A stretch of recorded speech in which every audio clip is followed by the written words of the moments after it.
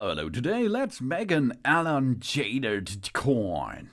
Or this isn't pressed penny. This one that has been flattened or stretched and embossed with a new design. Such coins are often used as commemorative or souvenir tokens.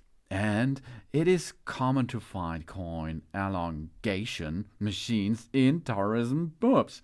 Here in this case we will need €1 and 5 cents. The 5 cent will be the elongated coin and €1 is to pay for it.